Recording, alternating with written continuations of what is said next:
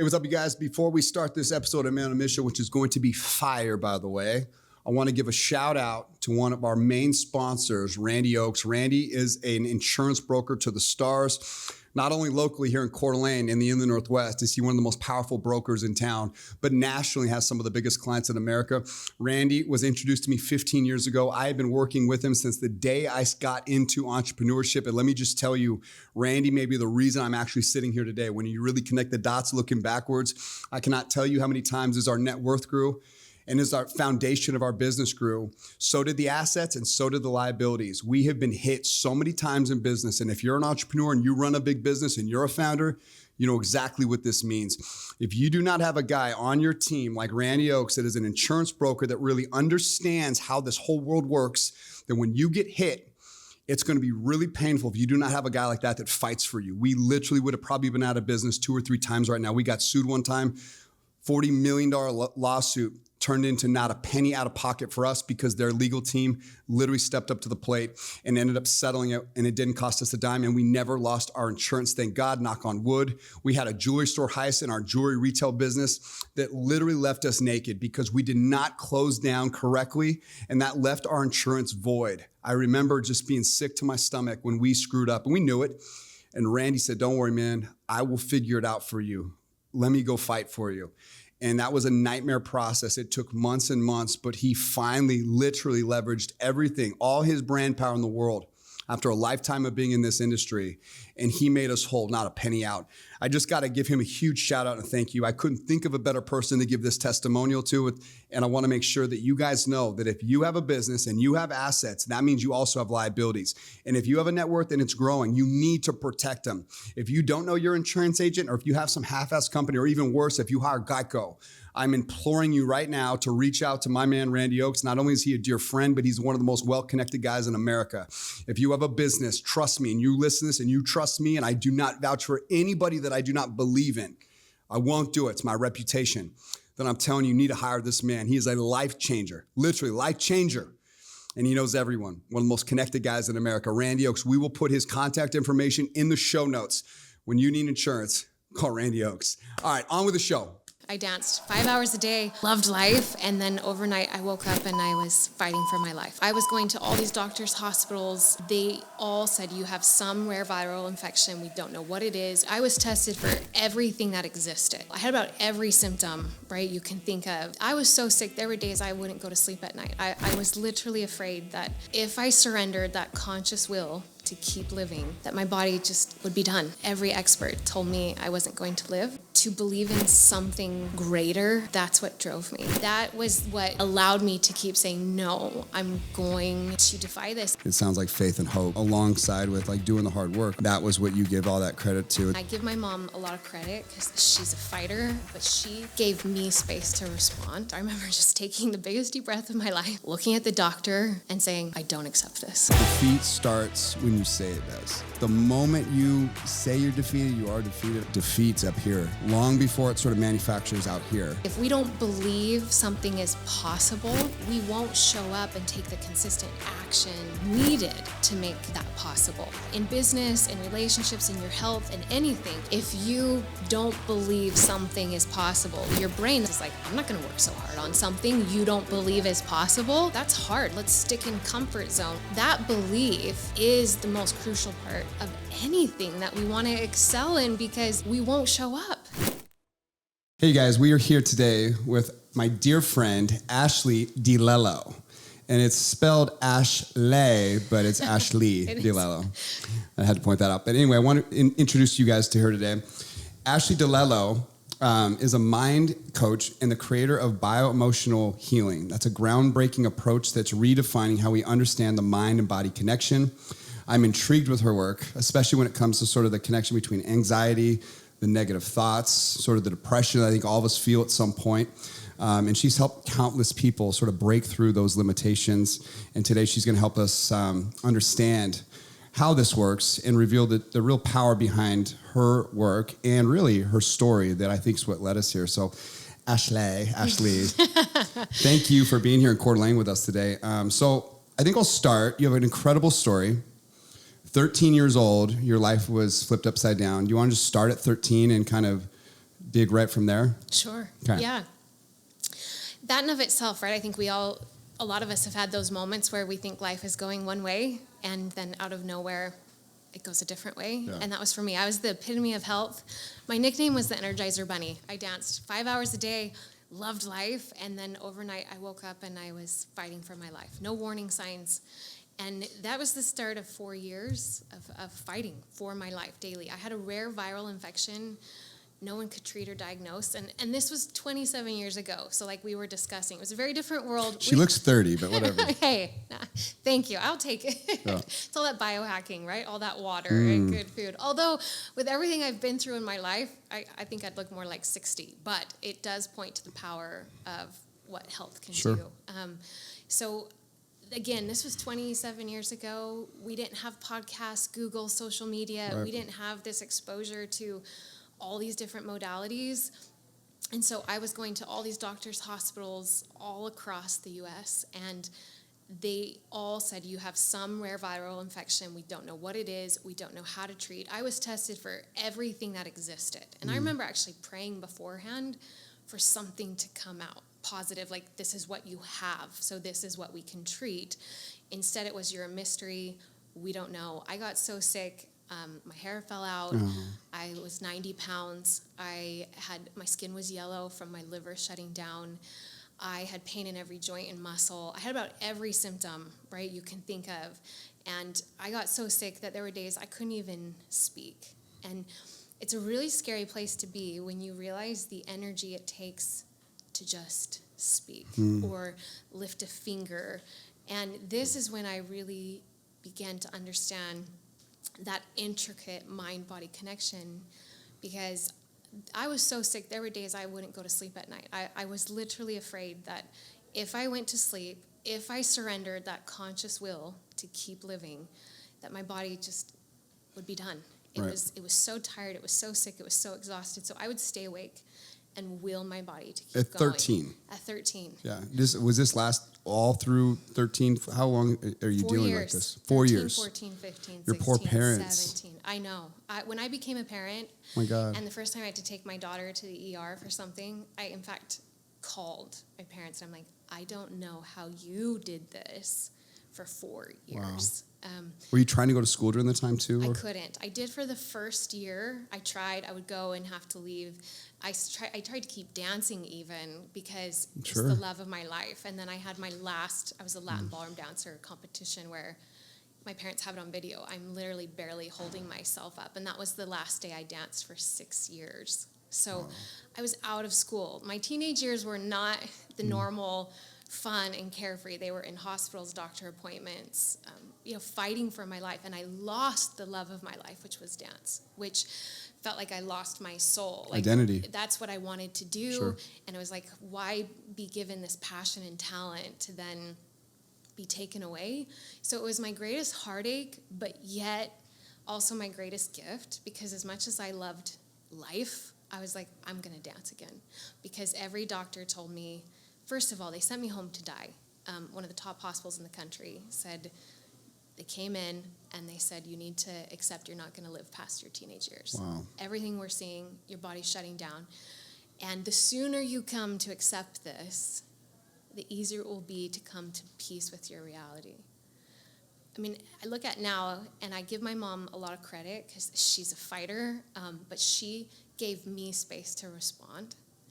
And I remember, talking about feeling like the wind was knocked out of you. I'm 13 years old, and I remember sitting there going, how is this my life? How am I this sick? And now I have a decision to make. Like, they're telling me I'm going to die, and I need to accept this. I don't accept it. I had this feeling in my heart. I was meant for more than 13 years in this world. And so I remember just taking the biggest deep breath of my life, looking at the doctor and saying, I don't accept this. As a kid? As a kid. That's amazing. And they sent in a psychologist to talk to me. Really? Wow. And I remember telling her, I know better than anyone here I'm dying. I can feel it, but I also feel deep in my soul, if I accept I'm dying, then any chance of survival is gone. So we left we didn't know what we were doing, what we were fighting. It's a long journey, but essentially we then dove into the world of what is everything I can do to support my immune system. Sure. Right? To fight this virus. Yeah, and again, at your age, there's not a lot of resources out there. There wasn't. For any kind of alternative anything. No. And back then, the viewpoint was anything alternative was very voodoo, like very, very not accepted, like a lady with dreadlocks burning incense, in her basement. Like it was a very different world. So we just dove into the world of really nutrition and supplements and homeopathic medicine. And then that's when really also my understanding of how I think and how I communicate to my body and my will to live, because there's studies of that where people give up the will to live and their body can die. So if that's true in a negative way, it's got to be true in the other way. And so it was a 4-year battle. Sure. And then I survived, and it was miraculous. And it was this zeal for life that I was like, I'm going to go back to dance, which took me 6 years to go back to regain strength. But that's when I learned to love the gym, because I was so weak. I had to go back and strengthen before I could dance again. And that's when I also started to see how incredible the body could be weak and atrophied to really become this amazing machine that supports you. Sure. And was my avenue back to dance. And that took 6 years. But what I didn't understand that segues later in life is I was a fighter, right? And don't get me wrong, I had my hard days, but because I was so determined to survive, I didn't allow those hard days, right? When I wanted to cry, when I wanted to feel sadness, loss for losing dance, my life, my teenage years, the fear that I felt, like I didn't allow that. I shoved it down, right? I don't have time for you. I've got to fight.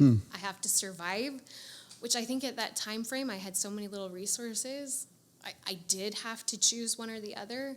But that impact of living between life and death for 4 years, and that fear and those survival mechanisms deep in my nervous system, I didn't realize then they'd been altered, right? It's Sure. And how that then came out is in my professional career, it's so many injuries. No matter if I did cold plunge or sauna or massage or body work or anything, I just kept having injuries after injuries that I'd have to overcome, which was super frustrating because it was always setback after setback after setback. But I could feel this internal mechanism running in my nervous system that couldn't quite calm down. Right? I was a perfectionist in my dancing, but also my academics. And there's a fine line, right, between pursuit of excellence and the strict rigidity that comes with an all or nothing. I must be perfect, right? Yeah. You maybe understand that. Of course, yeah. Anyone who's driven has towed through that. Yeah. There's right? 2 sides of it, for sure. There's 2 sides. Oh. So I was at the zeal for life, but also almost this fear of what was around the corner, right? That it didn't stop me. It didn't stop me from pursuing my dreams, and it's still there. But it was still there. You have something that most kids don't. It was still there, right? Because of that memory of everything I'd gone through. Sure. So I had this amazing career. I went to school, got my degree, but then I also had a dance career, traveled all over the world with my husband, who became my professional partner. We did TV shows like So You Think You Can Dance and Broadway. That's right. And it was like, how old are you about then? This now, I'm in my mid to later 20s. Okay. So I also went and got my degree. I loved academics as much as I loved dance. Yes. But so now it's like, I'm at the mountain. But even there, it was still something potentially around that corner that you never really... It's almost like a scary dragon, like that. You look back, it's a shadow. You know it's there. You keep running, though. Yep. That's how I describe, even my situation, looking at my story. It was like I was running from something, and I never could quite get away from it. Mm-hmm. Kind of similar here. I want to ask you one question, just if we could pause. I think maybe it's not important. Maybe it is. Maybe you don't know. But I think it was like 16 or 17, you sort of come out of this dark spell you've been under after all the odds stacked against you. Do you credit it to any singular thing, or is there a type of food, or what was there any catalyst that you give a lot of credibility to that deserves to be mentioned here? There was never, there is one thing. I will say you can't separate the brain and the body. So I believe you always have to treat the brain and the body, right? So everything that I was doing internally was also being positively impacted by everything I was doing externally. But greatest credit really comes to my faith Wow. and my belief in God. And why? Because I was facing the odds. Like, every expert told me I wasn't going to live. And so to believe in something greater, that's what drove me. Sure. Wow. That was what allowed me to keep saying, no, I'm going to defy this. And that drove my thoughts, because I believed I came from an unlimited creator, which meant I had that unlimited capacity. Yeah. And I don't believe I could have directed my brain to that belief and possibility if I hadn't believed in something greater than what I was facing. Amazing. So faith, you credit to being sort of the linchpin to healing yourself. It wasn't a new diet. There wasn't some pill that magically you started taking. There wasn't some biohacking thing, even back then at 17, that you started doing where all of a sudden, like, you came out of this sickness. It was just like faith, and one day you're there. It was slow. Yeah, I wish it was one day. It was very gradual, right? Like, hey, I can now walk from my bedroom to the bathroom. So little increments. I got it. Little increments. And I did do all those things to treat my body. And I believe you can have faith, but you always require action, right? So I'm going to do everything in my power. You never gave up. Mortal capacity. Right. I'm going to do the nutrition. I'm going to do supplements. I'm going to do whatever. I'm going to move my body slowly but incrementally. Like, I will take ownership of that. Sure. And I do all of that with this underlying belief that humans have this incredible capacity to overcome. Yeah. Well, there's a lot of parents out there right now that may be hearing this, and this message will reach a lot of people, that if there's one message they get out of that part of your story, it sounds like faith and hope was, alongside with, like, doing the hard work, obviously, but that was what you give all that credit to. It's good to just highlight that, put it on a pedestal for a minute, because there's probably people right now that are suffering too, and that's why this work is so important. So thanks for, like, just letting that linger for a minute, because that was a really important part of your story, is coming out of that. Because maybe a lot of people wouldn't have if they just gave up. Well, and that's what drove my behaviors, right? If at the end of the day, if we don't believe something is possible, we won't show up and take the consistent action needed to make that possible. Sure. Right? So and you know that in business, in relationships, in your health, in anything, if you don't believe something is possible, why would you show up and work so hard? And literally, your brain, the way it's wiring is like, I'm not going to work so hard on something you don't believe is possible. So let's not do those behaviors. That's hard. Let's stick in comfort zone, what we've adapted to. So that belief is the most crucial part of anything that we want to excel in, because we won't show up and do our part, not consistently, not through the weeks, months, years, right, where you're not seeing the evidence of it yet. Like, people always ask me, what was the evidence you saw that, like, this was possible? And truthfully, there was, like, none. Yeah, so for the audience, I hope you heard that. Defeat starts when you say it does. It's the moment you say you're defeated, you are defeated. I just think it's worth really highlighting some of these really powerful points, because it's easy to say it in theory, and especially when there's not a lot on the line, and it's just like money or business. Like, we put so many powerful emotions, things that really don't matter, and that's why I love conversations that drive perspective. But that is so fundamental, I think, in anyone trying to get something profound, especially when there's life on the line, is defeat's up here. It is. Long before it sort of manufactures out here, tangibly. It starts right here. So I hope that really landed with the audience, because it really landed with me. Thank you for sharing that. It's just so good. Yeah, and we all have that capacity within us to choose. That's good. And I want to highlight that, because, again, my story, and we haven't even gotten to the worst part of my story, truthfully, is this idea of that person somehow has greater capacity than me to face what they're facing and overcome it, right? We always like to make ourselves the exception, like they're somewhat special, or their personality or intellect or talent or skills. And this is why I'm so passionate about the brain, is because the mechanisms of how it functions and communicates to the body, the nervous system, are the same for each of us. So it has nothing to do with talent, intellect, skills, personality. It has to do with those mechanisms that either we harness to serve us or we harness to hurt us. That's amazing. Like, that's it. So it's the greatest equalizer of our potential, which is why I'm so passionate about it, because I do a disservice. I don't want anyone to hear my story and be inspired. I want them to understand they have all the same capacity. All. That's great. And I love that. That's what I want people to leave with. I'm writing quotes. I'm writing quotes down. These are quotes. These are all so good. good. Yeah. All good. Yeah. So you're thriving. You're 28, let's say 29, Dancing with the Stars. Yeah. Literally, how sick is that? It was amazing. I remember, and then my husband and I went and headlined Broadway, which was 8 shows a week. Wow. And I remember just standing on stage and being like, "This is a miracle," right? Like I've slayed my Goliath, right? I'm at the top of the mountain. Yeah. Like, look, I defied the odds.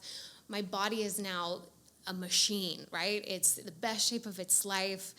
I made it. Like, here I am. You know, we're at the top of our career, and then I get pregnant, which I had told I'd never have children as well. So my daughter was this miracle that I was cherishing, and she was traveling with us, and then she's 2, and I need to go into a second hip surgery, which I expected to go the same as is that my from first. dancing? From dancing. Okay. Right? No big deal, right?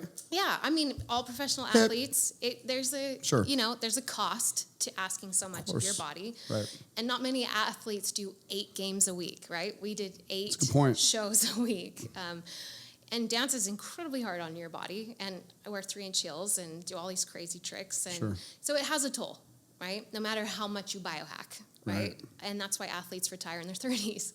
So I went to my second hip surgery like, okay, this is hard. We'll relearn how to walk again. But 8 months after the first one, I went back to my career. What was this surgery supposed to be? So it's the same surgery like A-Rod had from the Yankees. The labral repair, osteoplasty, reshaping of the femoral head. So at the point when I went into surgery, I was barely walking. Sure. Did you expect to come out dancing again? Yeah. Keep going with that career? Yeah, because I did it the first time, right? It was really hard. On the other side? On my right hip, I had that surgery, went back to my career 8 months later, right? And it was like rehab was a full-time job, right? To get to not just walking again, but to asking a lot. But my right hip did great. So we knew because of genetics, my left hip was probably going to be inevitable as well, because there's a genetic part that plays into that injury. Did it cause pain? Is that one of the crucial? It was horrendous. So for how many years were you dealing with the pain of the hip while you danced and performed? The worst of it was the 8 months on Broadway. I was doing ice baths after every night. Talk about adrenaline. I was limping in my daily life, but then I'd go on stage and dance for 2 hours, right? But also the love for something keeps you going. And it's not smart. You're like, I know. I was going to ask you, like, do you think the love for dancing was, even as a child, was such a catalyst for you, always having that North Star there? Like, if someone doesn't have that kind of North Star that, like, excites their soul, it's part of their identity, and they fall sick or ill, is that, I mean, paired with faith, I just feel like there's a powerful motivator to have a dream that you keep thriving in your mind, even when you're at your worst. And then to know as you progress, like, it's still there. I'm going to get better. I'm working towards something. Like, I think we all got to work towards something. I mean, you end up with Dancing with the Stars. Like, I don't know if it gets better. It's pretty sick. And then you're on Broadway with your husband. Like, that's pretty profound. And here you are, second hip surgery. I'm sure it wasn't easy. You've been through it before, but you still have the North Star. Your career is still thriving. Yeah. Then what happens? So then I have the second hip surgery, and it failed. Completely failed. What does failed mean? Meaning something was off right from the beginning. Like, the way my body was reacting, the pain.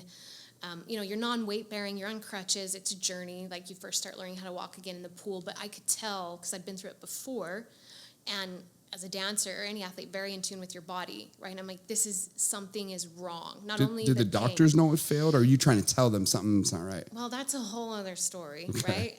That we later found out that they left a hole in my hip capsule. Wow. Not visible in an MRI. Is that a major liability error on their side? Well, yes, but also it's very hard to prove. And listen, so sorry. my sister's a surgeon. Like, I know. I get it. They're human. I get it. The problem was the lack of communication around the complexity. That's the issue. Yeah. The complexity of what happened in the surgery. Because I immediately went up and I'm like, something is wrong. It's not just the pain, but it doesn't feel right. And so when I tried to start weight bearing and walking again, it was just like all hell broke loose. Oh my God. And the pain spread to like 12 different areas of my body. It was Were you scared? absolutely, it was like deja vu. Did you know round two? Yeah, right. But now I'm a mom. I have a 2-year-old daughter that I now can't hold. I can't lift up. I can't be on the floor and play with her. And right before I went into that surgery, I was in the best shape of my life, height of my career. Did you regret it? Well, sure. And who do you blame? I didn't even blame the surgeon as much as I blame myself, right? Like, how did you not know this surgery would equal this, right? We all do that to some degree in our life, right? Start beating yourself up. Start beating myself up because it altered my life. How was your husband? It altered my family's life. My husband is... Don't cry. I know. He's been through hell and back with me. That's cool. He sounds cool. It's a profound impact on your I'm marriage. Gonna cry. Yeah. Profound impact. We lost our career because we were a partnership, ballroom dancers. So we lost our career together. He's now having to step in on all these roles, right? Because I'm so inhibited. And my husband was like, whatever we have to do, we'll do. And we did. We nearly lost our home because we did everything. And I was like, okay, everything in the kitchen sink. I did over 200 types of injections, stem cell, PRP, prolotherapy. Like, I was a pincushion, like, whatever we need to do. Stressful because it's expensive. So expensive. So medical bills are compiling. My husband's still trying to, like, teach. I had a fitness app, actually, that I had launched because I was equally passionate about fitness, but now I couldn't even work out. So that stalled because I couldn't do anything further. So we worked so hard to launch this business that was being super successful, but now I can't dance or work out or train or create new content. So the medical bills are stacking up. So now we're going through hell in my body. And this is super personal, but I'm just going to throw it out there because I think it's important. And a lot of people who go through health challenges don't realize this. When you're in unbelievable chronic pain and hips, you can imagine intimacy is very much impacted. Of course, And anyone who's really sick, but even people with chronic anxiety or depression, that really impacts the capacity to be intimate. And that's a whole other challenge that is going on behind the scenes, plus the financial challenge. And he stood by me, and he went through hell with me. And it was so hard. And we've had to work through a lot of pieces to not just heal me, but that impact on us both, and my daughter, right? Watching her mom live in so much pain and can't hold her. And it would tear my heart out because I would hear her all the time say to her friends, my mom can't do that. My mom can't do that, and I'm like, my own daughter doesn't remember me healthy, strong, playing with her because she was 2 when that all happened, So I have this burden of, it's not just me now. As a teenager, it was my parents, but they could take care of me. I'm now a mom, a business owner, my family, my husband, my daughter. I'm not getting well. The bills are stacking up. We're about to lose our home. And this was, as hard as dying was, this was harder because living in pain 24 hours a day is a hell I wouldn't wish on anyone. Like, when you're at a place where Oxycontin does nothing, it's a scary place. Like, where you're like, that didn't do anything. I was sleeping 2 to 3 hours a night. So then health issues start compiling because you're not sleeping, you're in stress. And one night, this was the catalyst. And I think we have those kind of moments where you hit rock bottom, which feels awful, but it's a gift, right? Because desperation allows you to meet your greatest determination. And it was one of these nights I'd maybe slept 2 to 3 hours for 3 months. And I was laying on my bedroom floor, middle of the night. My husband and I were sleeping separately because he needed to sleep, And I was in the fetal position on the floor. And I remember, this is a person who I refused to die. Like, I refused to die for 4 years. And that night, I was like, God, you can take me. Yeah. Wow. Like, I'm not going to do anything to myself, but, like, God, what my family's going through, what I'm going through, like, this is so much hell for me and the people I love. Like, and that scared me so much because I'm a person who literally was like, I'm not dying. I'm going to live. And now I was so taken to a place of, like, you can, And I think that was really important because in that moment, I thought, if I can feel this way, how are people feeling in their life? when they're hitting rock bottom, because it was really the first time in my life where I understood the full depths of wanting to give up. Like I was like, God, okay. And I sat in that truth, and that frightened me to the point of where I started to really look at myself and go, okay, let me look at, what if I give up? What if I stop fighting for answers? What if I just accept, like they've told me, I'm a chronic pain patient now, this is my life. And I sat in that truth, which is really important for us to do when we want to give up. And I thought, I'm not okay with the rest of my life looking that way for me or my family. And so literally I had this just voice say, I want to see what happens if I keep going. And I thought, okay, they said my nervous system flipped a switch into pain. I'm going to figure out how to flip it back. So that was the start of the next day. 4 or 5 hours a day, I dove into neuroscience and pain science, and to understand how our nervous system is altered, whether to physical challenges or more mental and emotional. None of us start that way, right? There's a collection of life experiences that alter us. And I'm like, then we got to be able to come back. And I found tools, modalities, try this, try that, biohacking, all the things. But I didn't want to regulate my nervous system. I wanted to rewire it out of pain, out of trauma. And that's when I realized the impact of my illness had altered it. And there was just this fight or flight response, running, waiting for the next shoe to drop, right? Just waiting, being prepared. And when that failed hip surgery happened, it was real. It altered my body.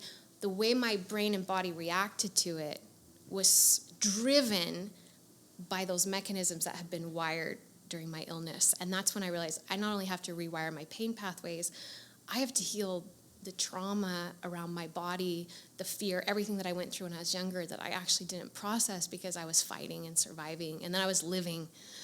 And that's when I'm like, okay, to save my life and to help others. Because if I can get to that place of desperation, I know other people are there too. Piece by piece, I merged the neuroscience with the lived experience, and I created bioemotional healing, and it saved my life.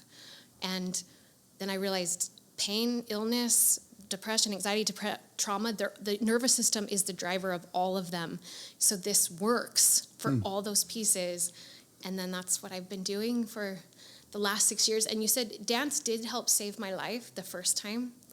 The second time, because I was getting older, dance wasn't my driving. New North Star. The brain was, helping other people was. So I had a new North Star. That's and amazing. That's what drove me. My family did, for sure. My zeal for life, for sure. But yes, that, because my purpose had changed. Yeah.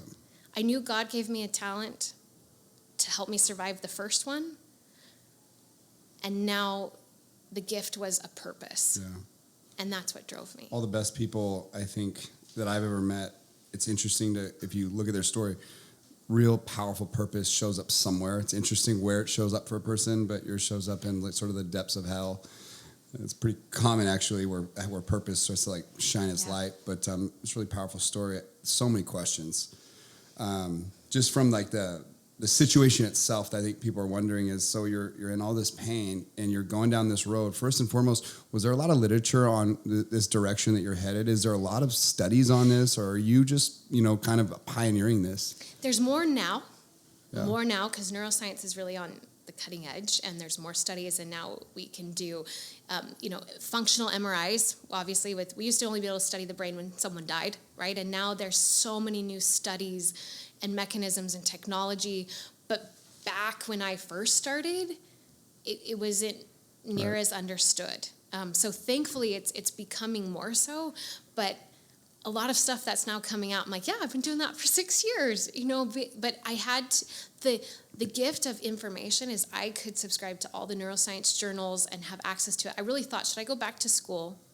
But I thought, I'm going to waste a lot of time studying things that aren't irrelevant to what I'm trying to accomplish, right? Sure. I could go get a neuroscience degree, but I'm going to have to study all these other pieces. Wrong. Right. And I'm like, my life's on the line. Other people's life is on the line.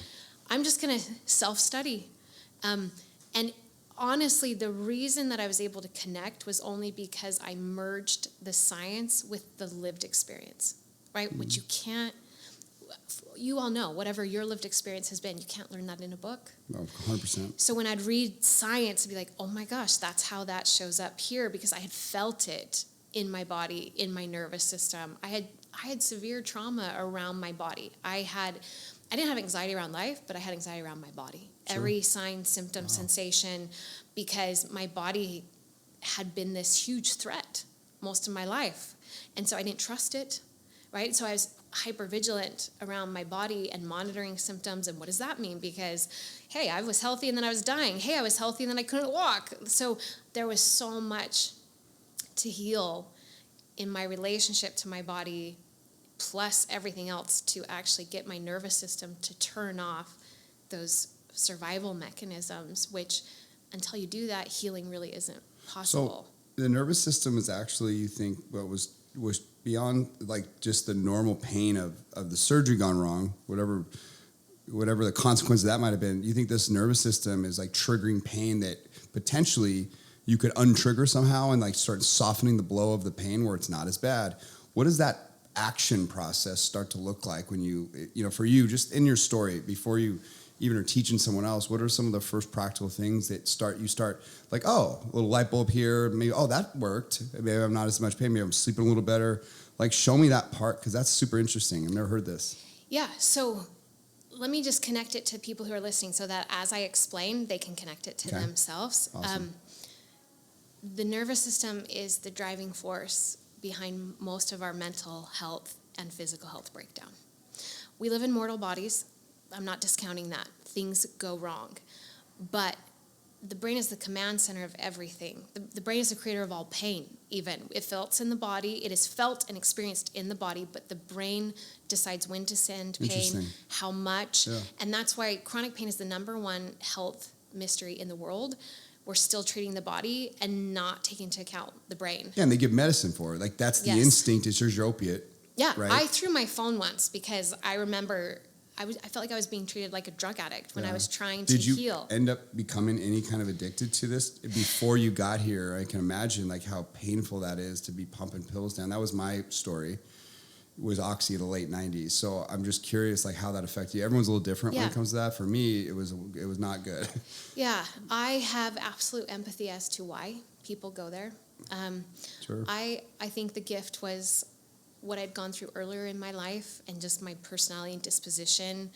I wanted to be aware of what was happening in my body so that I could heal it. And I think because my body took everything away from me, the thing I always had control over was my brain and my decisions. And so I never wanted something to alter that. Sure. But I'll tell you, one night I was desperate to get more than 2 hours of sleep, and I was in my pantry rummaging through medicine from a surgery trying to find an Oxy to see if I could just get a relief. Like I remember just being like, God, I need to sleep tonight. Like, I need to sleep. And that desperation, sure. Right? And then I sat and cried because of that desperation, because then I took it and it did nothing, you know, and then I just felt like there's no hope anywhere, right? There's no relief anywhere. So I'm thankful that didn't happen, but I have absolute understanding and empathy for why it does. Sure. And so many people, whether it's physical or emotional pain, they're just looking for a temporary relief, you know? Yeah. And pretty soon, like, that's the only way you could even, like, live. Right. Yeah. But if the doctors give it to you and you have pain, you justify it. It's cool. Some people are, I think my wife would be like you, but most people aren't like you. Most people go to that easy solution because they're told to, it's hurting, this is a Band-Aid. And that's really probably what kills most people in that situation. But you kept fighting. It's so amazing. But this is all what sort of led to bio-emotional healing. I'm so curious. So how this relates to everybody, so then they'll understand the mechanisms. Sure. Throughout our whole life, we're impacting and altering our brain and nervous system, right? The brain is this massive data bank of every experience we've ever gone through. Okay, and whenever we go through incredible challenges or something that alters us, it alters our nervous system where the limbic part of your brain can start to become the more dominant force. Not your prefrontal cortex, not your top-down control, not your thinking rationally. The limbic system takes over, which is what heightens fear and uncertainty. Sure. Right. And that's what is happening when people suddenly have anxiety and panic attacks or is that the hardest depression. One to control, the limbic? If you think like the prefrontal cortex or like some other areas of the brain might be like easier to like manage and consider, but with the limbic system, isn't it so like automated? It is. The whole purpose of the brain is self-preservation. Its whole goal is protection, mentally, emotionally, physically.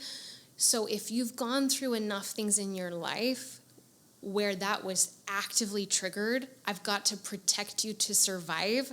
Again, that can be a physical, that can be a mental, an emotional trauma, but where that gets activated and it's prolonged enough, like not just this one day this happened and then life, but when it's ongoing, then yes, it can get to a place where it's like, thank you so much, I'm taking over.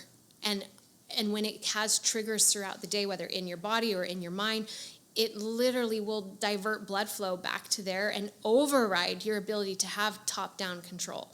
So that's where a lot of people, I want to give you hope, because some people are like, just think positive, just be optimistic. And when someone's limbic system has taken over, and you're talking to someone who is so determined, stubborn, fighter, even then, when your brain feels your survival is at risk, and it doesn't decipher physical survival from mental and emotional. So it's not just, I'm going to die. It's like, I need protection. In either way, it will override.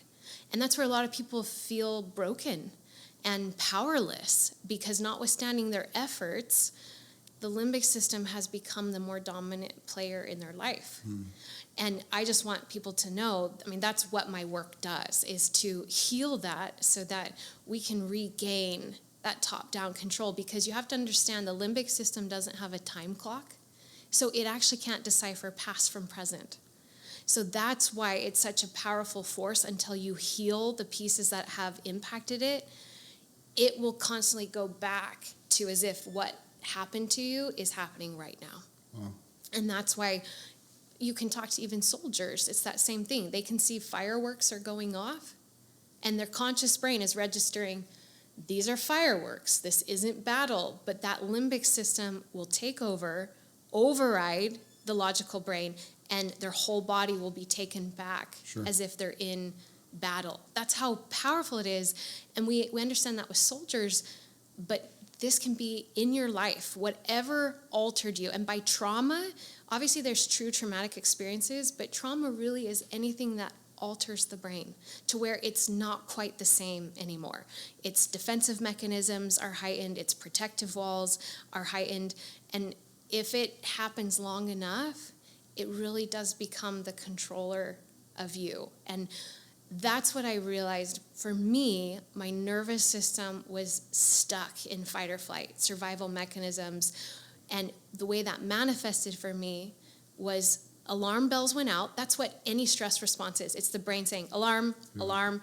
For me, that came out primarily in pain. For other people, it's anxiety, it's panic attacks, it's depression, it's unbelievable negative thought loop, overwhelm, self-doubt, procrastination. Like it's very individual based on ourselves, our life, our personalities, our vulnerabilities, right? My body was a more vulnerable player because of everything that it's been through. Someone else, maybe their biodiversity and genetic tendencies, their vulnerability might be more anxiety. And that's how those alarm bells come out. Interesting.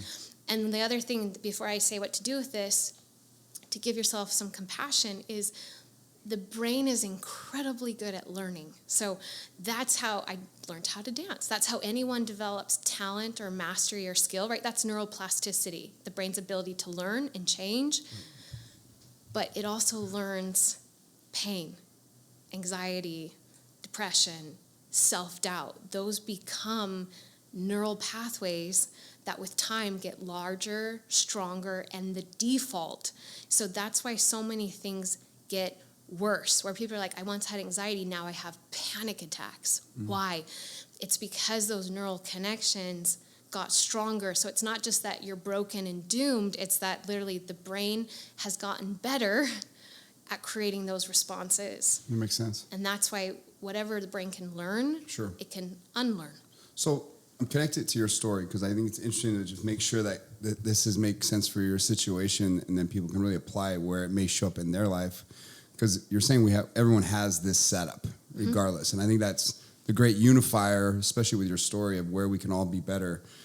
And some people probably need it more than others, but in your case, so this hip gone wrong, obviously there's pain from the process, but you're sort of triggered in your limbic system, and sort of your response to trauma from your past, from everything you've been through as a child, how, the boogeyman it's always been around the corner, it re-shows up in this event, the stress, the money, the children trying everything, like that anxiety of how it's showing up in you is more pain than you can even tolerate, but way more pain than the surgery itself would have just been from the normal, hole or whatever that may have caused. So that is what really made it so debilitating at the craziest level, where maybe it wouldn't have been for someone that didn't have that kind of triggered response to the emotional pain and trauma of your past. And that's what I'm trying to differentiate is like, yes, you figured out sort of the overwhelming nature, not being able to overcome this in a sense. You had a lot more control than just like the natural pain of, being cut into, or the hip surgery itself. Interesting that your first surgery didn't have that, but it probably didn't trigger that response because it went correct. It was successful. It was that when it went wrong, your brain's like, oh, you're right back to that little girl who was in that mode. So I'm getting it now, and I want to make sure the way I'm starting to understand it, maybe the audience sort of realizes that, because you still had two fronts here. You had that you're realizing now, which is probably the catalyst to this actually healing, but you still had to heal this, right? That hip still had to naturally find its solution for how you're going to be what you are today. Yeah. And so it's kind of like, in my mind, I'm trying to like pin this like for our audience. It's like the chicken before the eggs. Did this have to get healed before the hip could start like actually healing? Absolutely. In your situation? Yep. And in most people. So you can treat the body so good as much as you want, and even the mind. And that's why people do therapy, and they do neurofeedback, and they do EMDR, and they do all of these things that are from the outside in.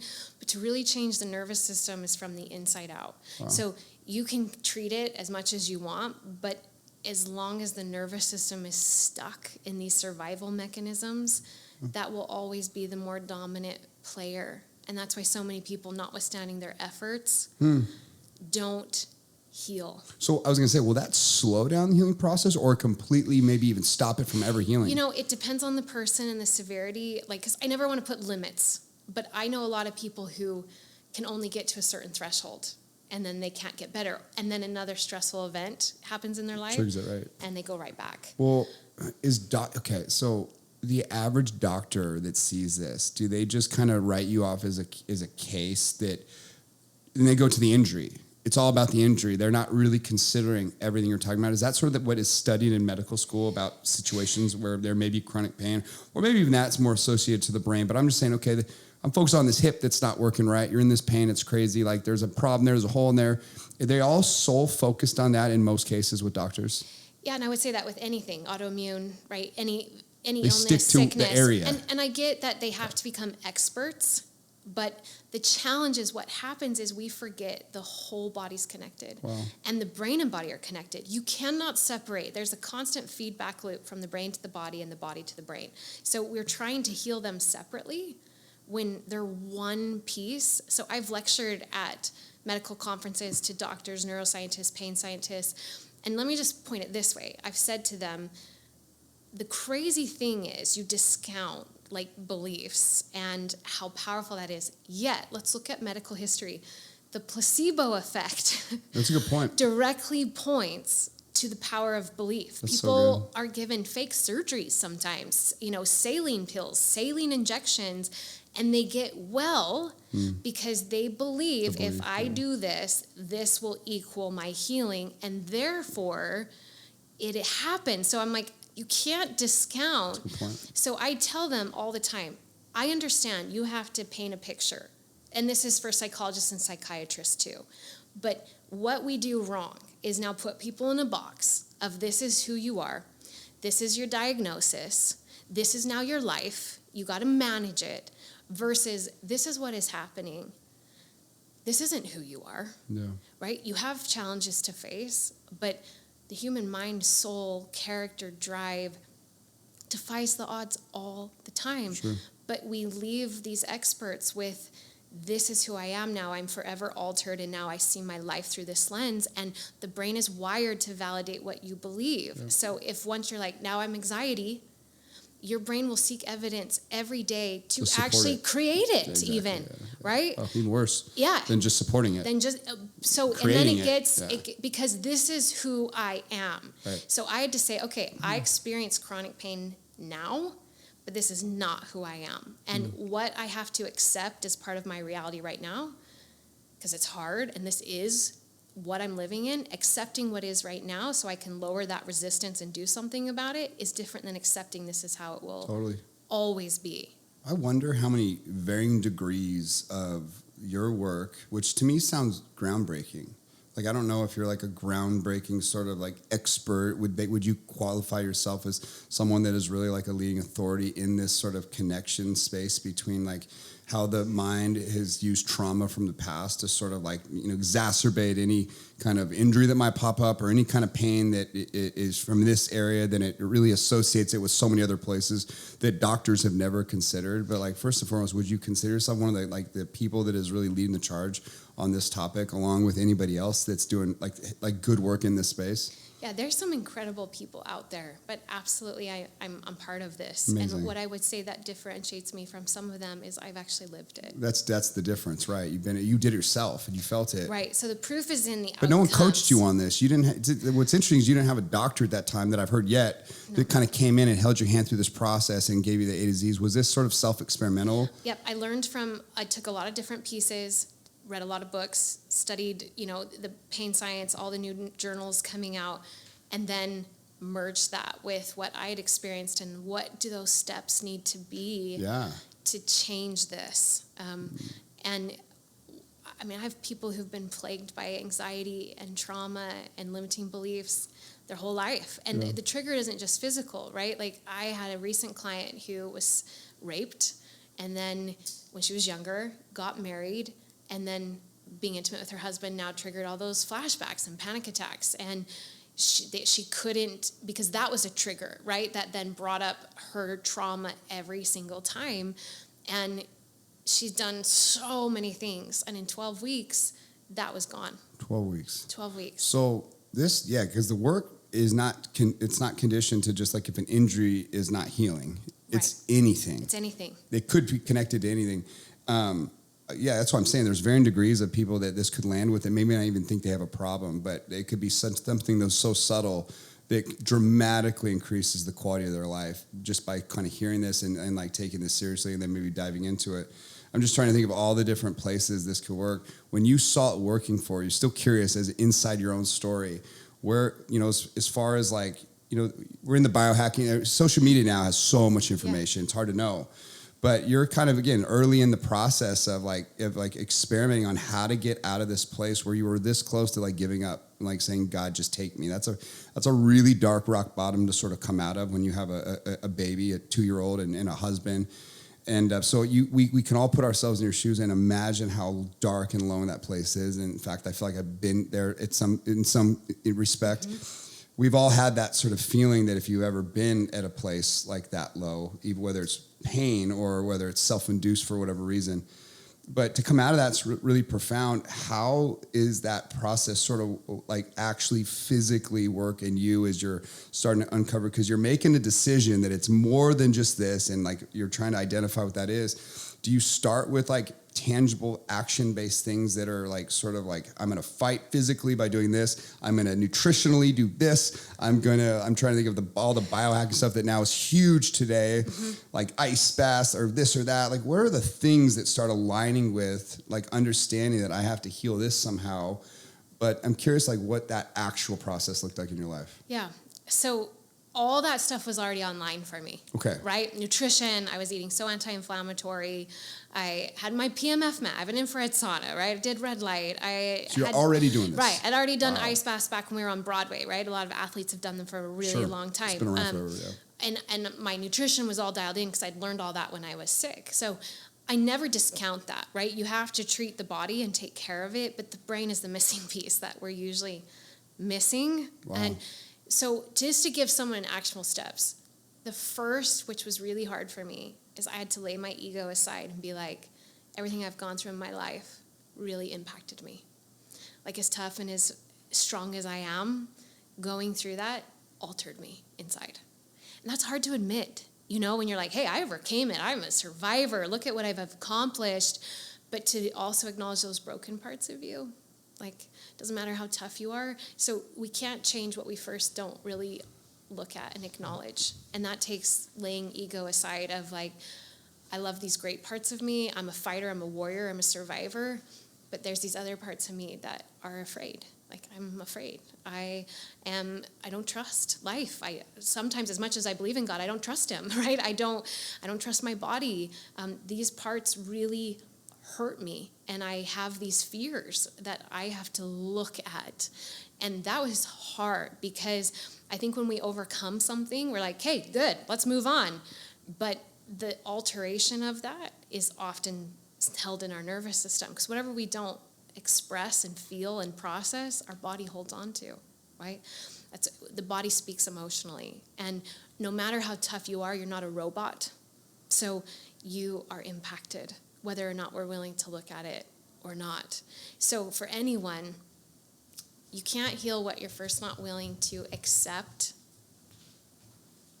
in terms of how you've been impacted by life, relationships, career, family, parent, the whole gamut. So I would encourage you, if we just want to give a first actionable step, make a list of the things in your life that have impacted you, like negatively, right? The hard things, the things that maybe keep coming up, that come up, or if they get triggered, you still feel it in your body. That visceral feeling that comes up where you can still feel the impact of it. Make a list of those things that you fought through, you overcome, you survived, and start there. And then one of the most actionable steps I'll tell you to do, which is a free tool, if you want to, it's not hacking, it's in fact doing something super important that the brain needs to do, is pick one, and you're going to write about it, okay, 4 times. And there's 200 neuroscience studies that back this up. This is not journal writing. Like, I'm going to keep this because nobody's really honest if you write with the belief someday someone might read it, right? This is journal writing to allow yourself to truly express the darkest, angriest, hardest, saddest, most depressed thoughts that you've had around something. Set a timer, 15 to 30 minutes is what the studies show, and just allow yourself. And that's scary, right? Some of those darkest thoughts of ourselves that maybe we haven't really actually looked at, maybe we couldn't express to someone. And do that 4 consecutive times. 4 consecutive times. Because most of us don't process fully through the things that impacted us. We fight it, we overcome it, but then we kind of suppress the impact of it. But that doesn't mean the body still isn't holding it and sending out alarm signals. If you do that 4 times, keep them one at a time, look at how the language changes, and you'll see, because your brain, because you've done it 4 consecutive times, your brain can work through layers in connection to it, because sometimes we'll talk about something and then 6 months later we do it again, or 6 months later. Sure. And the studies show when you do it consecutively, 4 days in a row, even 1 time a week for 4 weeks, I wouldn't extend it beyond that, but you set a schedule and the brain is able to work through the layers in connection to it, you'll see a shift in language. And granted, all studies, if you need to think you need to do 5 writings, right? Studies just show on average what was most effective, right? And then throw them away, burn them, shred them. Yeah, they're not meant for you. They're not meant for you. But what we do a lot is we want to let go of something, but we can't let go what we first don't allow ourselves to feel. So I had to go back and feel some of those fears and anger. Like, I'm a woman that believed in God. Like, anger's not Christ-like, right? Is it? Anger. But I was mad at what had happened to my life. As much faith as I had, so much was ripped from me. I can't go back and live my teenage years. And I'm grateful for the wisdom, but there's always the other side. So I had to allow myself, with no shame, no guilt, no criticism, just to express and to allow my system to work through those layers. And although bioemotional healing is complex and the process involves more than this is, I promise you, one of the most effective tools you can ever use in your life is to utilize this type of writing. When we just think about stuff, the brain just ruminates. It just ping-pongs back and forth, back and forth. Like, no matter how much we think about it, the brain's actually not going anywhere. It's just ruminating. Sure. When we write, and you can handwrite it or type it, studies show it doesn't matter, you slow the brain down, and it has to actually now start to process. Yeah, I agree. And that space allows for some of those deeper subconscious stuff to come up that don't have space when your brain is just ping-ponging. So please don't underestimate this, because it's not fancy, right? It's not Instagram worthy of you just sitting down with a journal, and it seems so simplistic, but like I said, there are way over 200 neuroscience studies showing how this type of writing and journaling is one of the most effective tools to process your life, and whatever is no longer held in is now let out. Yeah. And we can't let go what we first don't let in. Yeah. I have this NFL client. I was just thinking as you're saying this, he sends me his writings like every week, and he never really did this before, but every thought he had, instead of just saying it, I was like, write it out. And I don't know where I got that from, but I've been saying this for a while, to write it out. And there's something different about like the neural process when your hand has to see every letter's thought of. Not only is it out in like the way you're describing, and your brain has to slow down and process it in a different way, but I think somehow it tattoos something different back in as you write it out. So it's interesting that you said that, because I don't know where I stumbled upon it, but I've been telling my clients to do that too. That's awesome. But he sends me pictures all the time. So he's one of these few guys that went all in on it. Because you say this to people. Right. He actually went all in on it. And it's amazing how much he writes now. And his whole temperament's different. Everything about his personality since I've started with him is different. It's just cool stories. So yeah, it's amazing. Step one for sure. That one other thing too that I was, from my perspective, sort of in my journey, that I think might be valid, that you might put out, I'm sure I already know this, is it's one thing to to see it, right? It's another thing to hear it. It's another thing to do it yourself. It's nothing to be taught it. So you're teaching me. It's nothing then me to go do it. And one of these things that I've stumbled upon it, like this last little chapter that I'm in my life, is it's a whole nother thing to sort of go teach it. It's so I can do it, but it's a whole different thing to, if I become good at doing something, it's actually really hard to articulate it, sort of give that as a gift away where someone else can go run with it effectively. And that required a whole new set of skills, I've realized. It's like I can instinctually do a lot of stuff. I'm a Brahma bull. I just do it. But to be able to communicate it correctly, I think what it's done for me is it's made me way more powerful. And I think a lot of people get to a place in life where they do it and they think it's good enough. Like, oh, I'm a doer. I'm an man of action. It's a whole different thing to become a teacher in life. And I always found the most powerful people in the world are the ones that sort of give it all away. They teach it. And now I think it's very relative to what you're saying about getting it down, writing it, handing it down. It's almost the same process of teaching it. It's that extra layer that most people don't ever go to. They kind of sort of get satisfied with the layer before. But this is just from my perspective how I'm connecting these dots to what you're saying. It's incredible. Please do this. I always say that to my clients. You're not here to just learn, you're here to do, because I think that's the biggest gap in business and everything. Right. We have this age of information, which is fantastic, but one way the brain sabotages us to stay stuck is in constantly learning. Keep learning, yeah. Right? Never ends. I'll just go learn and learn and learn, and we can do Another that. podcast, yeah. Right. Take action. And no action. Yeah. And that's why it's so important to invest in a coach in whatever field, right? Because now you're put in accountability and an actual implementation, because nothing changes by learning. Well, you know what I found too, I'll pair this up, is a pain point. You create a pain point that is I think actually, my buddy Dan Martell always says this, that the real transformation in a person starts at the transaction. And most people, they won't put money on themselves. They'll buy the Gucci belt, but they won't invest in a coach. And what I've realized, even in my own story, I spent a crazy amount of money on coaches, on a coach too, one in particular that was insanely expensive. And the second you write the check, it's like you go break things quick, like a Brahma bowl in a china cabinet. We're not so delicate anymore because you can't afford to be now. You have to show transformation after you're going to write that kind of money. And that's what it looks like to bet on yourself. So I'm such a proponent of doing that for the sake of doing that. You know what I mean? Absolutely. And can I just say out there, we had over $100,000 in medical debt. okay? And I'm looking at this, and I mean, it's so heavy. And then I started creating my process, which didn't have a name at the time. Actually, my husband is the one who coined the phrase by emotional healing. So he was always behind me, like 100%, both in getting well and knowing this is my purpose, and did all the back infrastructure of my business so I could focus on the product and the neuroscience. But here we are. I'm like, okay, I don't know how to make this into a business, right?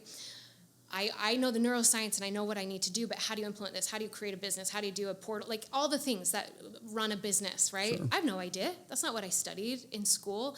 So I'm like, we need to figure out how to do this. Mm-hmm.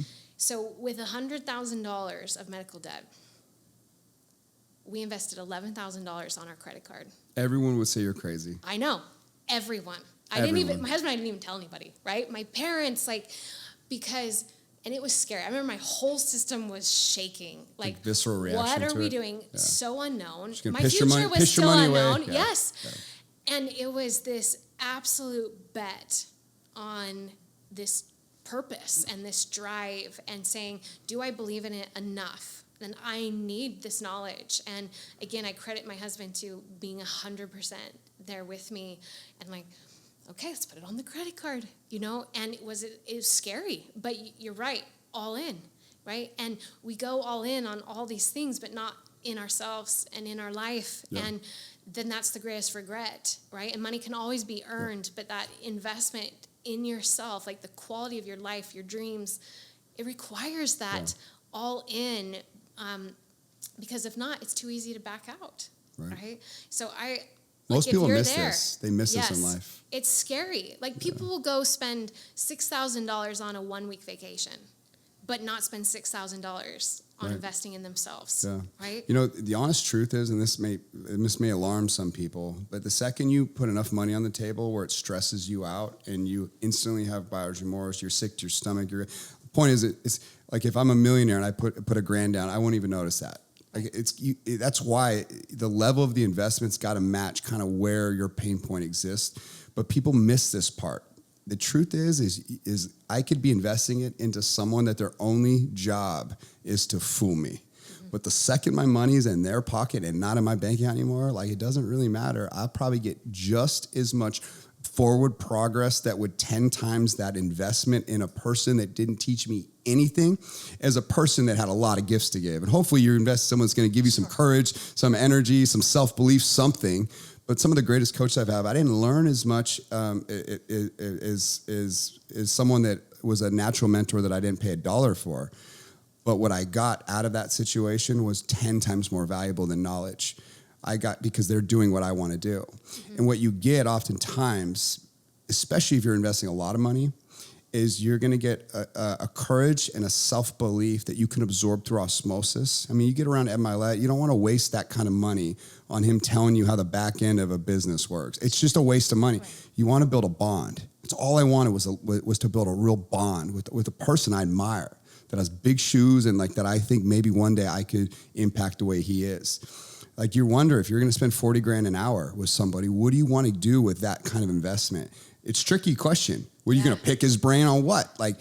I decided to use my time with Ed to just build trust and to sort of build a connection that I think was just real. And however that works for you, whatever it is, but a lot of times we talked about golf.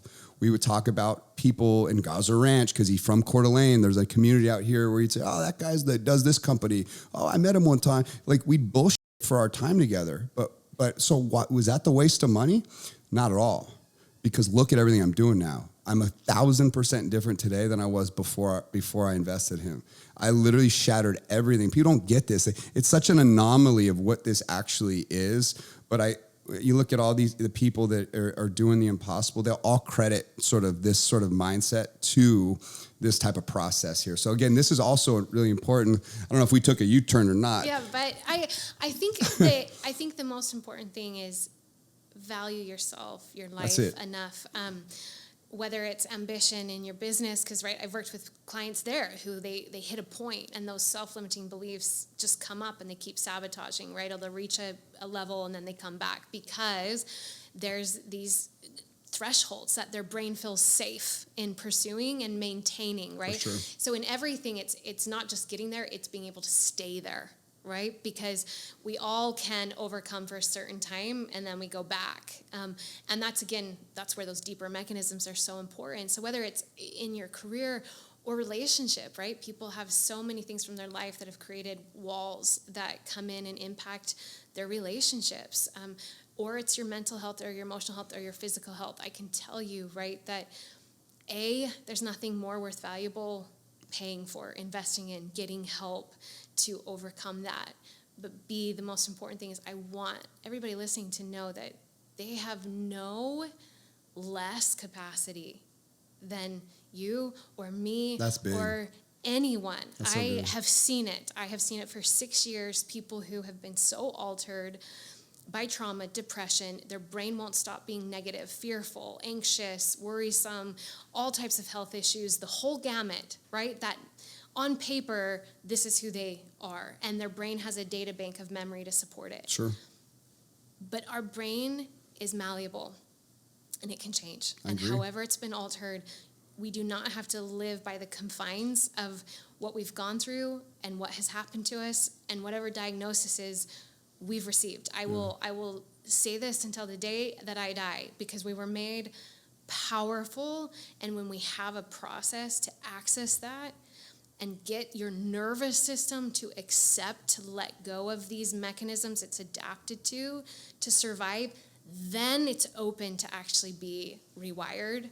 And then we become this beautiful, malleable being that really can create again and process all the wounds, so we live in that wisdom and strength. And I just hope I want you to know, like whatever I've accomplished, you've accomplished, I know because it's based on science.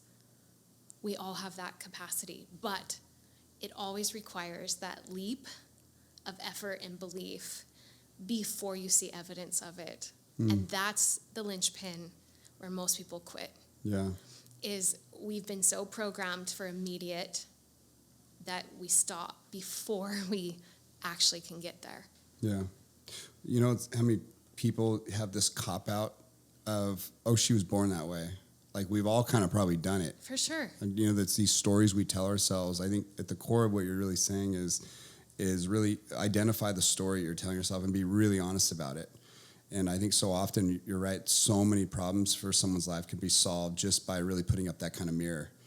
And that's the start, right? It's really good, yeah. And then there's a process to really change that. Yeah. Is there anything else you want to add? I mean, your story was so profound. You really opened up the gateway that I think it tees people up to go further and to make some investments in this space if they know they have triggers, anxiety, if they have a fear loop that just holds them back in life.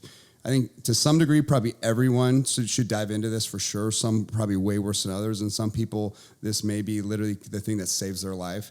But is there anything else you want to sort of add into the process? Because I know like you have a 12-week process. It's really powerful. It's really profound. We'll make sure that we give information of where to connect you for sure to our audience. If they want to work with you, go further, read more about all this, how this works. But what would be something else if you'd want to add? Because, you know, I don't want to steal all your time today with every little detail, but what is sort of the few other pieces alongside that first step that are going to be really crucial for transforming someone's situation?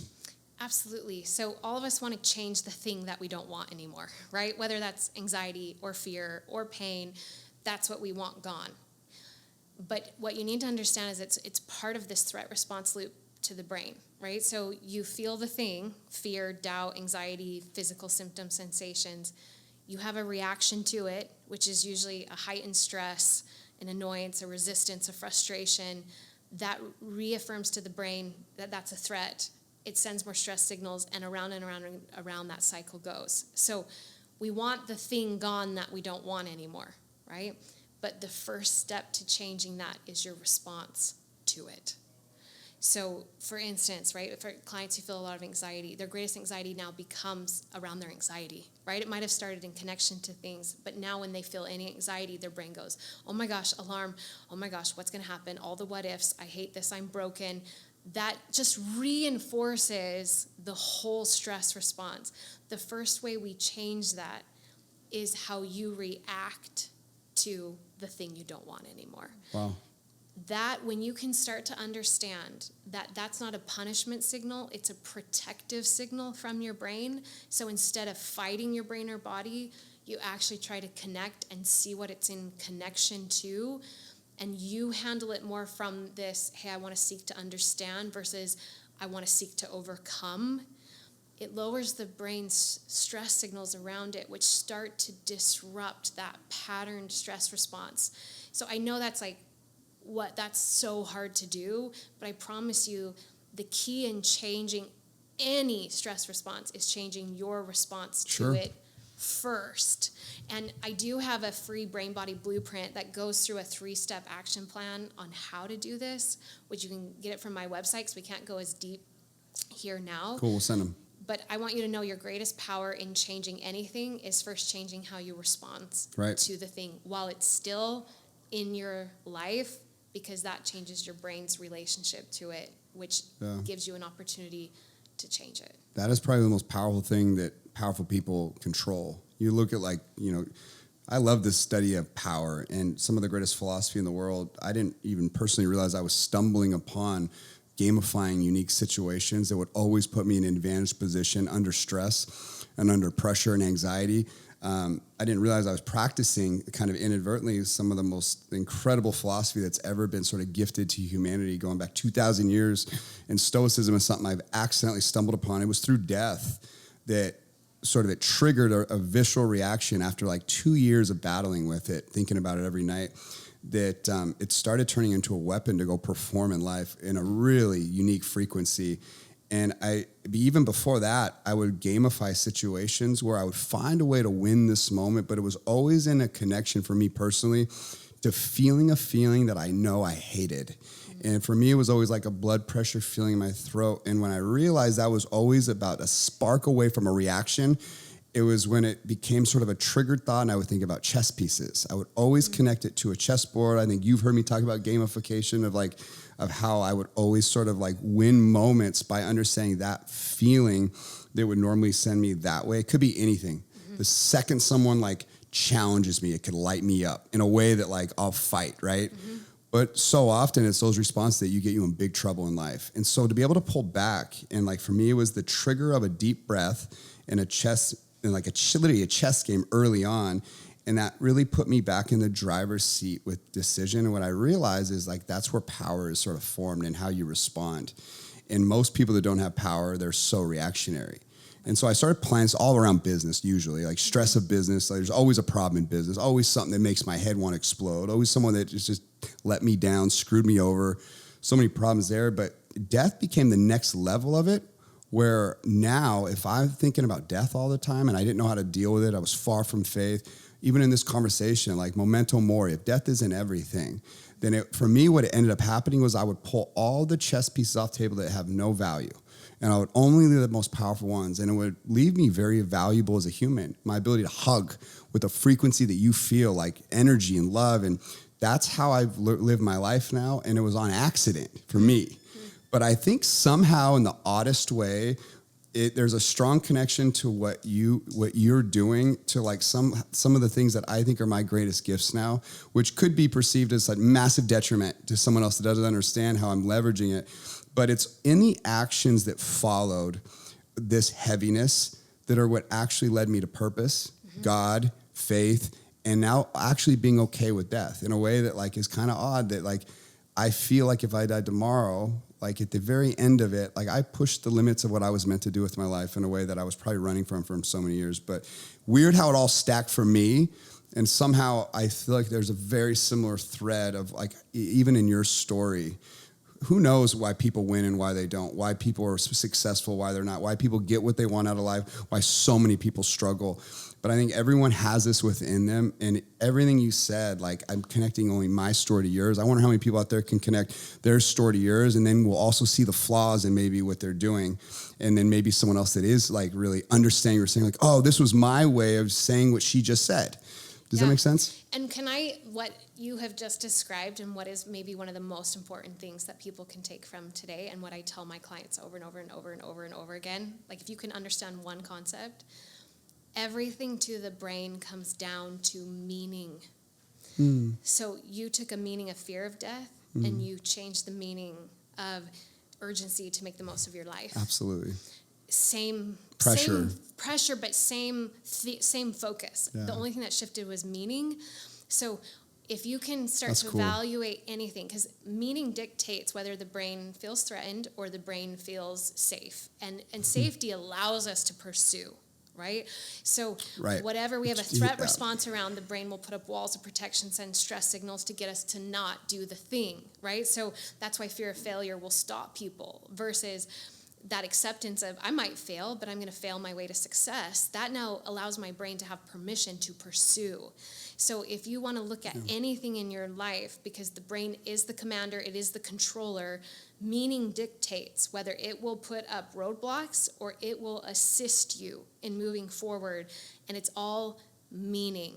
So look at the meanings you're attaching to anything you're going through in life. Wow. And see if it's taking your brain to a place of roadblocks, protection, threat signals, or opening it up to the pathway to move forward. That's so good. And it's as simple as that sounds. It is literally the most powerful thing you can understand in your life.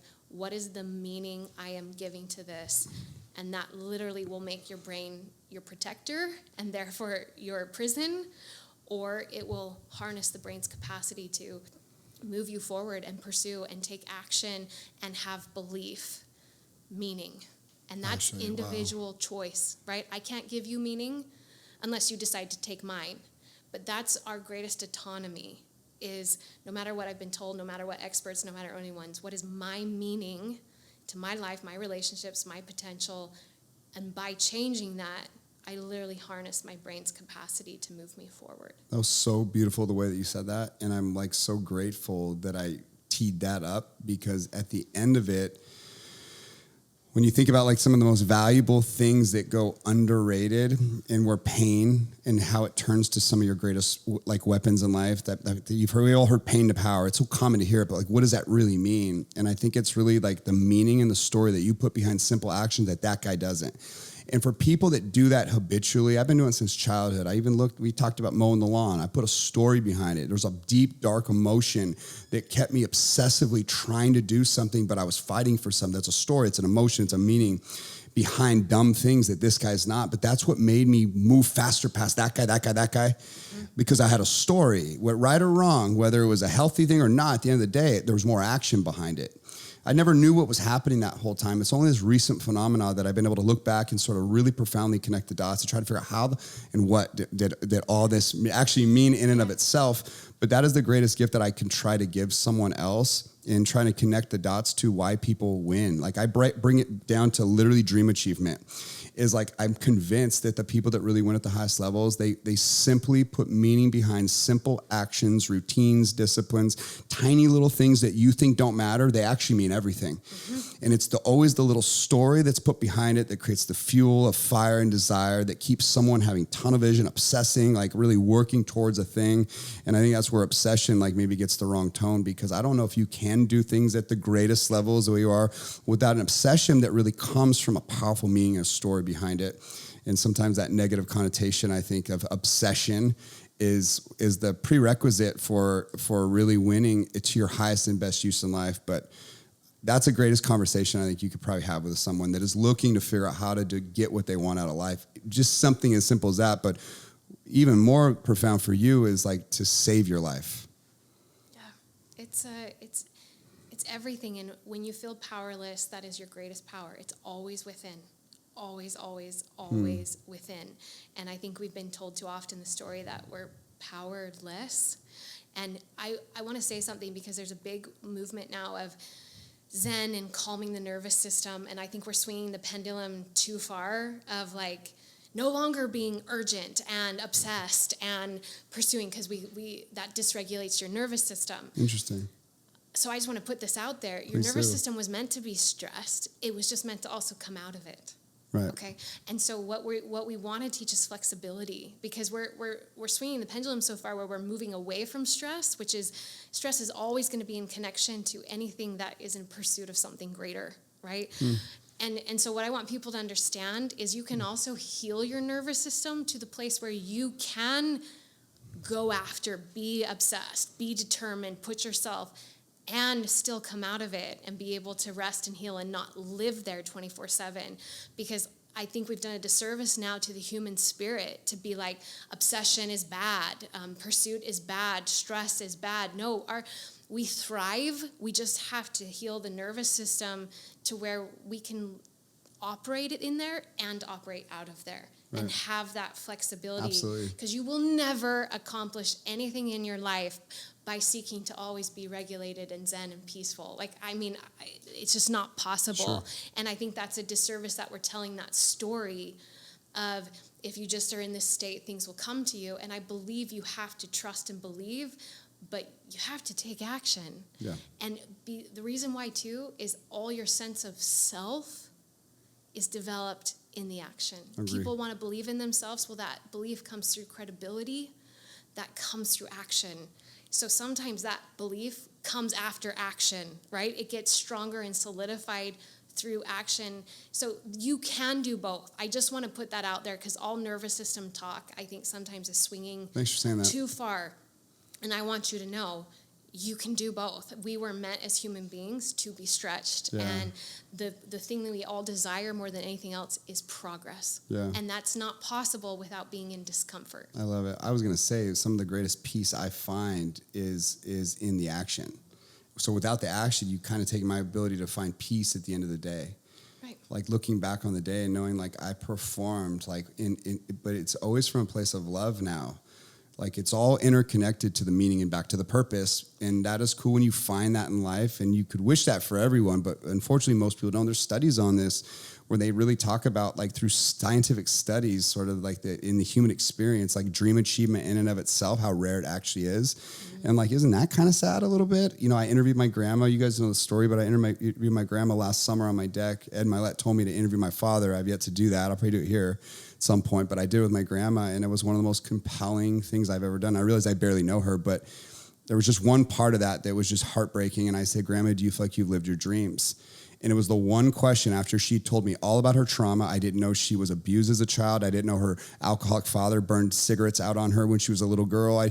My grandma had a very tough childhood, and I knew none of it. I knew nothing about her because everything was so surface level. Hey, grandma, I love my grandma, right? I never viewed her the way that I did now, but like what I took away from that was from this one question. I said, Grandma, do you feel like you lived any of your dreams? And I wished I could have pulled the question back because her whole face changed. And immediately she went to her 11-year-old little girl self, and she tells me this story, and it was a sad story. And for two things I realized, when you're in your 80s, kind of in that chapter of life, at that part of the chapter in your life, there's still a little girl or a little boy that's right on the surface, that's right there, just as much as when you were 40, 30, or 20. That little kid that I still kind of feel like I am, I'm sure you do too. It never goes away, even up to your deathbed, is what I'm realizing. That's a very profound thought for a lot of different reasons. But the main point is she took me this 11-year-old girl, and she told me a story of her being a slave her whole life, is what I heard, is that she always let fear hold her back. She never, ever broke the boundaries of her comfort. And again, she literally was a victim her whole life. She was always controlled by external forces, and she never took her life because she said something that I'll never forget. It's like tattooed in my brain. She's, Eric, I could have been somebody. I really could have been someone. She goes, I was a great dancer. I could have gone to Juilliard. That's what my grandma told me. In connection to you, she goes, I could have gone to Juilliard. I could have done this. Like, I could have been an actress. I love to write. And so I just got to finish the story now to you. So we're just crying. She's bawling in my arms. Like, this is the one question out of everything she told me that made her cry was about her dreams. But it's so related to what you just taught in this masterclass session. So 2 months later, this is such a true story. It's so cool to me. Is I get a FedEx package, and in it is like this literally hand typed, like, Grandma just went home and just started getting on her computer and going. I didn't even know she knew how to use a computer like this, but it literally was the entire story of her life, and it has this cover letter. Wow.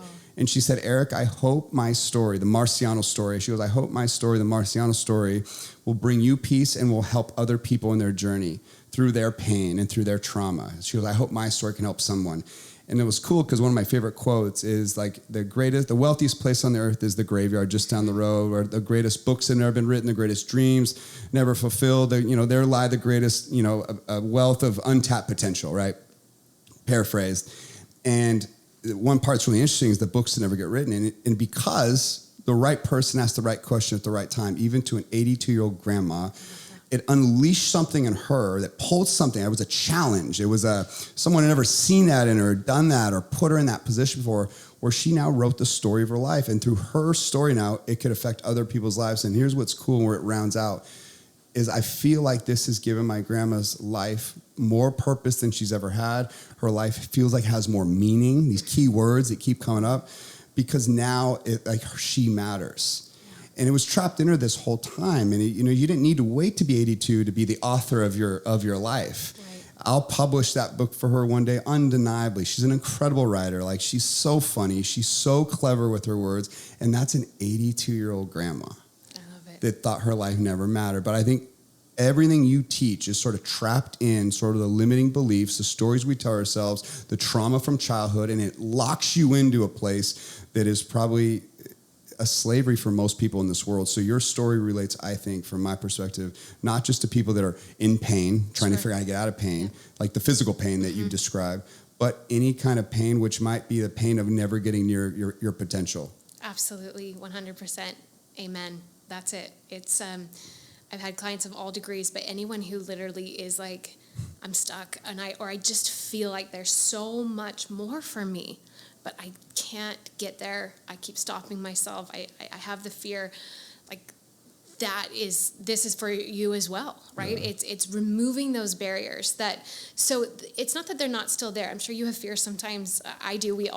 It's just that the belief and the other mechanisms are strong enough to override them. And because we keep pursuing, we now have all this evidence of capacity versus evidence of self-doubt and not having the capability. And so then once you can remove that, it's a snowball effect that keeps moving you forward. Mm-hmm. And I just know the world is full of untapped potential, and you're one person, I'm one person.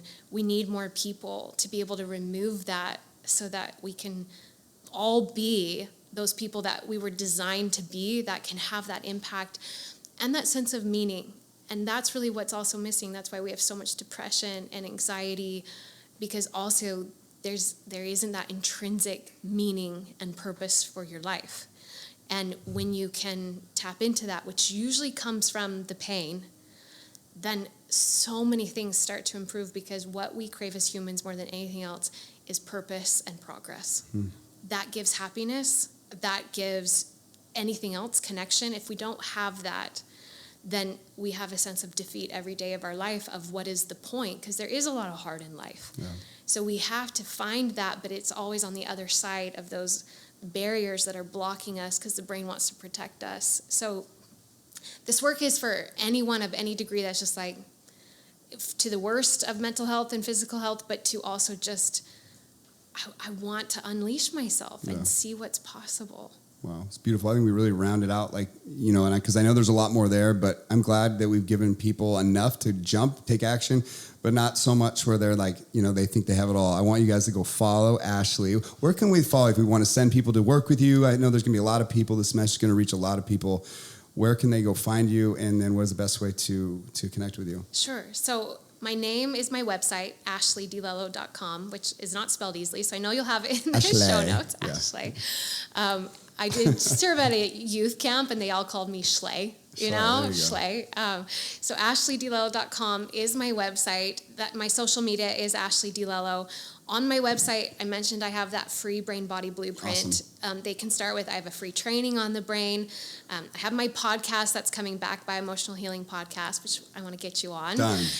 And then if they're like, I'm ready, you can schedule a free consultation. Obviously, this work is very in-depth. It's very personal. So we have a consultation first just to make sure it's a good fit for us both, and then we can move forward. Congratulations. I can tell you're living in your purpose. You didn't just heal yourself, but you're healing the world. And I believe that it's people like you, truly, that are the ones that actually keep the world going around. So thank you for what you do. You're a gift to humanity. And I try to inspire more people in the world to sort of rise to their highest and best use so they can go impact the world like you. Anyway, thank you guys for listening to the show. If you like it, please share it. Without you guys helping us, this doesn't really get many places. So please share this to people that you think it could help, especially even one person. Just send it to one person that you think this message is for. If you want to do 5 or 10, thank you. Appreciate you. And we'll see you next week. Thank you so much.